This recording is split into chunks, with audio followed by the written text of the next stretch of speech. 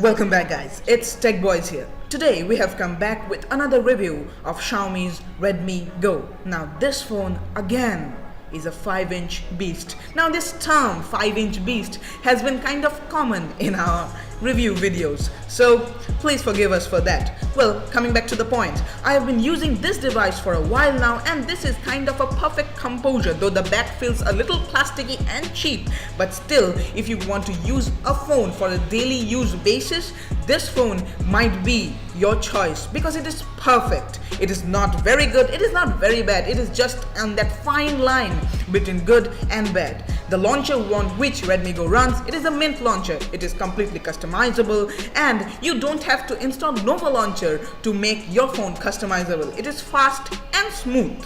So you can definitely check out Mint launcher.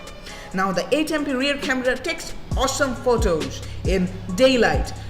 And again, the 5MP front camera also takes awesome selfies in daylight, but the nighttime photography in Redmi Go is a total disaster. So don't try it. I am telling you, don't try it.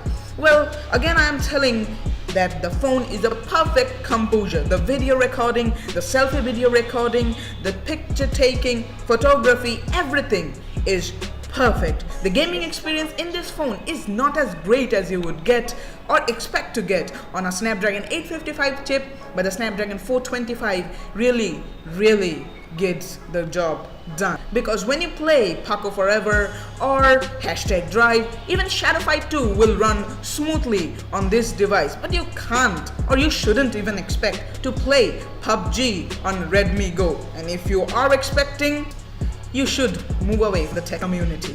Well, coming back to the gaming zone, this provides the awesome gaming experience with a Snapdragon 425 chip. It's okay. Coming to the verdicts, the phone is good, has a 3000 mAh battery, but still it could be much better. Nonetheless, it is Tech Boys and we are signing out.